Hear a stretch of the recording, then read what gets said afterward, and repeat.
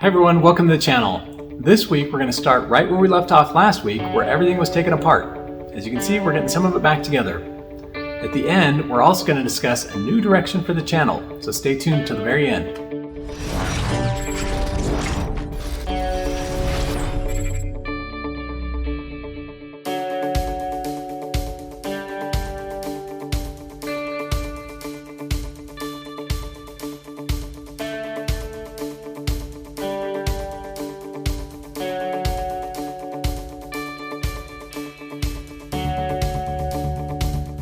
For this spot right here, I actually made a little fiberglass piece. I'll just kind of go right about there. So I'm going to put some short strand fiberglass filler underneath, and I'll probably put just one sheet of the kind of really thin fiberglass mat on top. Here, I'll probably just build up some layers of the fiberglass mat, just kind of match that.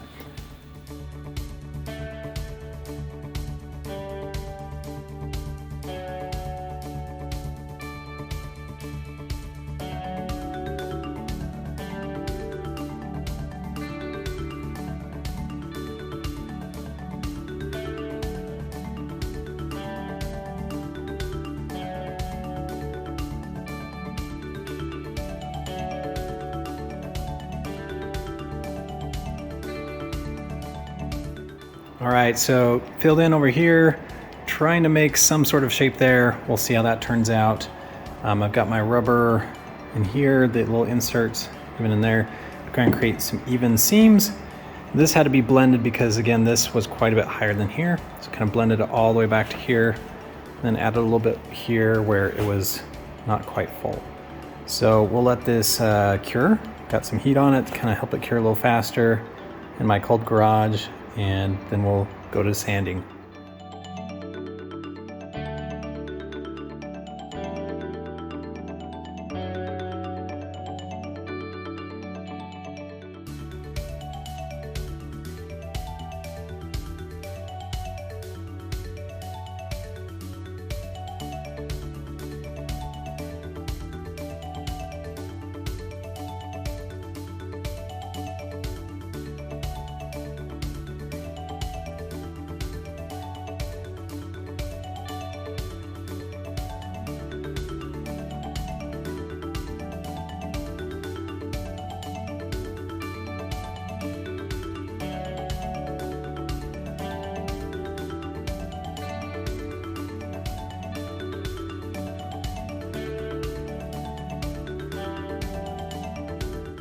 I'm getting closer.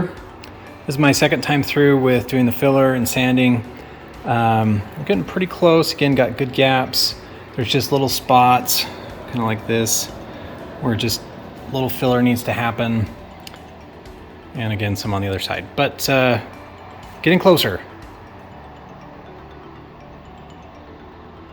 I can't wait to throw a coat of the white on just because, man, this has looked ugly forever. I got some of these soft sanders. So I've got these block sanders, which are really good for kind of these long flat surfaces and to keep things flat. For the soft sanders, they have some unique geometries. So just to kind of give various profiles, for example, like if you wanted to profile under here or something. So it's got lots of different shapes. The other thing is it's got this kind of center bar. It kind of helps it hold its shape, so it's kind of like a pool noodle, but when you bend it, it kind of maintains that shape.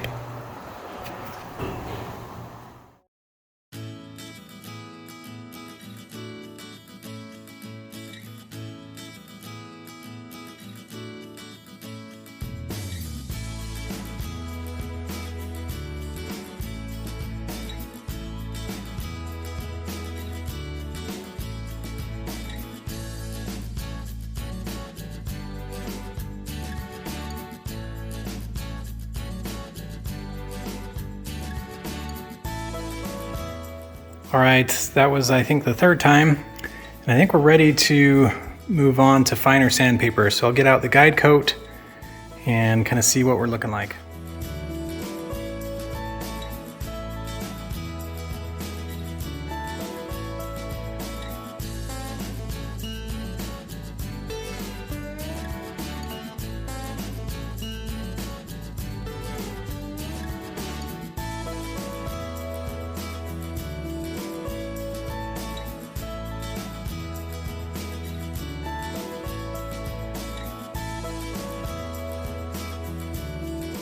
Okay, I put a coat of the primer on, the sandable primer. Again, from afar, looks pretty good, right? Up close, I don't know if you can tell, but like, those are just like pinholes. And there's like, anyways, so there's lots of little spots.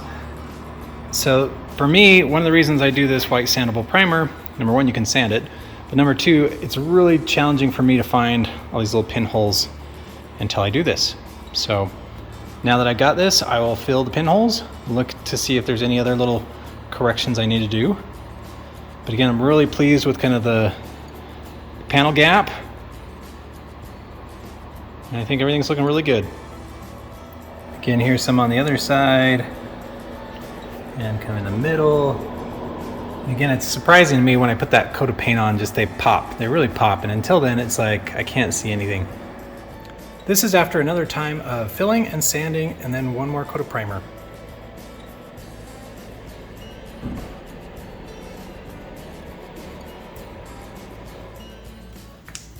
So it looks pretty good right up to about, that's kind of where I stopped. So still need to keep working on the back.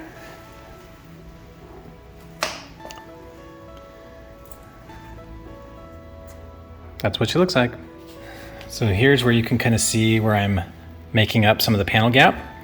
So again, I think it looks really good everywhere I've kind of done it. I think it looks really even, something I'm really quite happy with all the way along. But here's the moment of truth. Can I still open the trunk? So we are hitting right there. So I think I could probably force it open, but I might need a little more panel gap there. So yeah, you can kind of force it open, it kind of flexes a little bit and then it gives back. And you're able to get it open. Let's see about going down. Going down seems like it doesn't have a problem. It's really just going up. Yeah, that's interesting.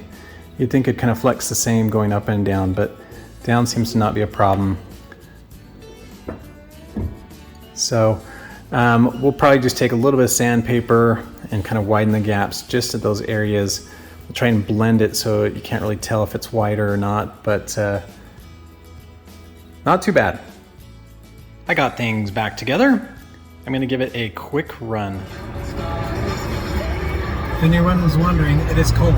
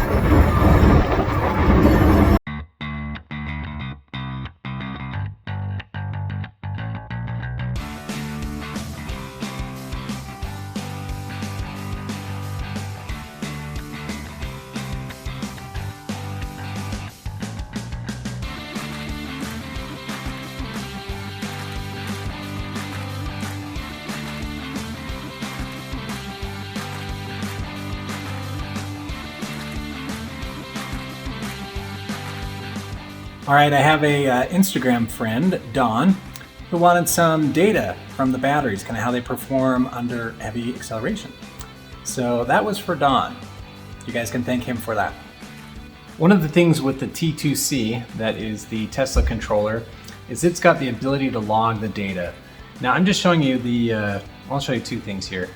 So this is kind of all the data. So it's got power from the front, which I don't have a front motor, and a whole bunch of other things for like inverter temperatures, things like that. So the second sheet is kind of more of the relevant data. And I've also kind of sectioned it just down to the areas where I was doing the heavy accelerations. So here you can see 3855.9. This is on the freeway on-ramp, down to 59.9. So that's kind of 0 to 60 in about 4 seconds. And again, this was cold temperatures, and I kind of took it easy a little bit. One of the things I wanted to show you though is this column H. This is the accelerator pedal. So this is one of the hard things to try and convey to people. I think most people in their cars, when they want to go 0 to 60 or 0 to really fast, they floor it. If you can see the accelerator pedal, so when I go from 0, essentially this is the position. So it's 0 to 100. And as you can see, I'm at like 30%, up to 40%. And I never really even cracked 50%, getting up to 60. So as I keep going up to kind of freeway speed, we get almost to 70. So that's almost 70% throttle. So one of the other things I'll mention is power. So this is kind of a direct correlation to what I'll call horsepower. This is kind of the kilowatts that are used. And so again, 0 to kind of 60, we're only about 200 kilowatts. So 200 kilowatts is about 268 horsepower. So 0 to 60, I'm not using more than 300 horsepower. It looks like the most I've done is about 338. I've got this programmed. So right here, my drive power, this is my max drive power, is 340. So I've never really dialed it up all the way to 450 or whatever I can do. So 340 is about 455 horsepower. I've not really ever cracked the potential of this, and really the limitation of this is really just my bravery. Again, I really don't want to lose traction, especially on public roads, but it is so incredibly fast for, again, not a lot of horsepower. We've got a lot of potential, and as I get more comfortable and more practice, more training, I'll probably crank it up. Over here, I've graphed the amps and the voltage. So basically, when I give it a lot of acceleration, you'll see the voltage drops as the amps go up. And that's kind of, I think, what Don was looking for. All right, you made it to the end of the episode. We're going to talk a little bit about the future of the channel. So I've been thinking a lot about how to best do this going forward. I started out YouTube originally just thinking that this was really an unlimited external hard drive. So anytime I wanted to, I could access any of my videos, kind of look at what I'd done. And along the way, share it with friends and families, and it's grown to be really something that I'm proud of. So what I'd like to do, rather than what I'm doing now, which is kind of a weekly vlog, just kind of saying, hey, here's what I'm doing, I'm gonna try something a little different. And the reason is sometimes the events of the week really don't lend itself to a video that engages the audience, that's something that people really want to watch. Definitely something that people don't search for, definitely something that's not getting recommended by YouTube. So you may be wondering what some of the changes are. It's still going to be me, it's still going to be building. I just think for me, more of the shots will be purposeful, content that is intended to engage the viewers. Overall, I think it'll be a great move for the channel. I'm only going to release videos when I feel it's got real value, real content that people actually want to tune in and engage and really attract more viewers. So what that means for you guys is it will not be a video upload every week. It may, but likely it'll be a little bit longer to make sure you've got lots of good content that's really engaging, really entertaining for people. So I will try a little bit harder, and hopefully we'll get some better content for you all. So I got to come up with a new way to end my videos. I usually say, see you next week. I think I'll just say, see you next time.